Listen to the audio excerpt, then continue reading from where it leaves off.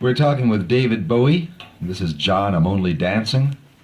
It's David's retrospective of the music of the 1970s, as we have just begun the 1980s.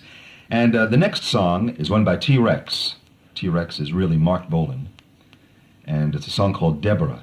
And maybe you'd like to tell us all why this particular record appears on tonight's program. This is where I think Mark really found the particular style that he was after. And again, it's one of those sort of pre-records. You could tell that something else was going to happen after Tyrannosaurus Rex, that he was thinking of getting involved in a band sound. But when it did come out on the English radio, it made an unbelievable impression because of its strange quality. There hadn't been really anything like it before.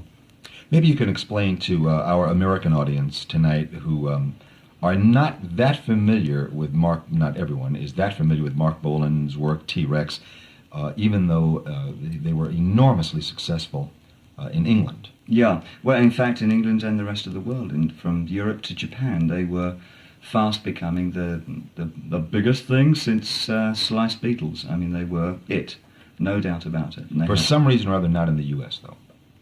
Absolutely no idea why. I mean, but at that time I was unfamiliar with the States, so it would be hard to say why. Again, because I think everybody was pretty serious over here about their music, and Mark's sort of defiant sort of attitude and very sort of fey stance was a little bit objectionable to the majority of record buyers in America, who still wanted a very serious thing going, I think. And you think that this song, Deborah, is best representative of his work at that time? And how, again, it helped to change the whole feeling about music in the early 70s, definitely.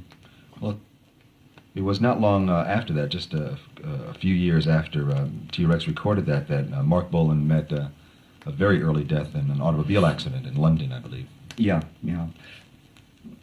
I assume that you feel if Mark had not died in that crash that he would still be making very formidable music today and be part of the whole, to use an overworked term, new wave in music. That was the set. At the time he died, a lot of interest was suddenly being shown in what he was doing, and he again was being adopted by a lot of the new bands as somebody who had influenced them. And it was just also tragic that he died at that particular time. He was just going into the studio to record a whole new batch of material. Absolutely ghastly.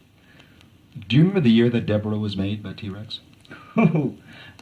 No. I asked you only to wonder what the music that you were past your Ziggy Stardust period, and into let's see, what did come next? Well, you'll have to put shape and year to these things because I'm not very hot on years.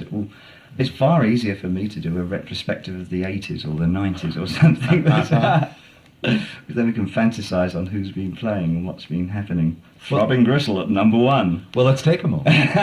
Do you think you can prognosticate for a moment? At least as far as music is concerned. No, not as far as music. Short term. Oh, I think that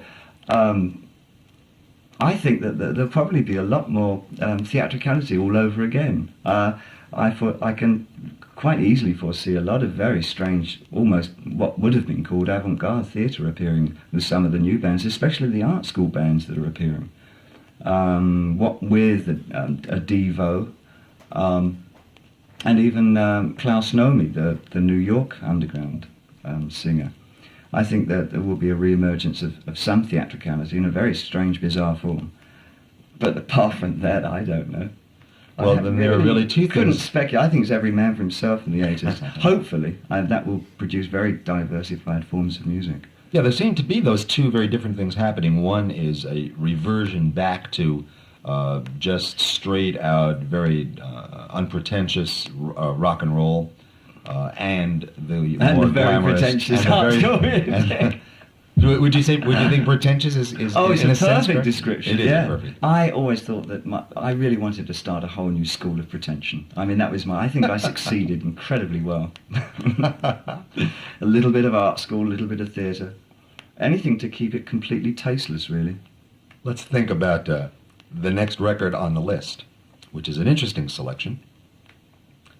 It's not that. It's very hard for me to find the records that were indicative of the 70s as far as I was concerned. There's such a lot, and in this short space of time I've just probably picked some very obvious things, but I guess that they were probably the most important points in 70s, for me anyway, that I thought were musically happening. The European electronic scene was really going strongly in the early 70s as well, producing some bands like Neu and Kraftwerk, of course.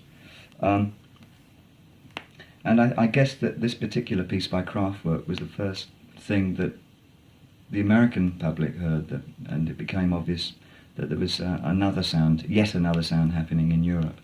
We're referring to Autobahn by Kraftwerk. Autobahn by Kraftwerk.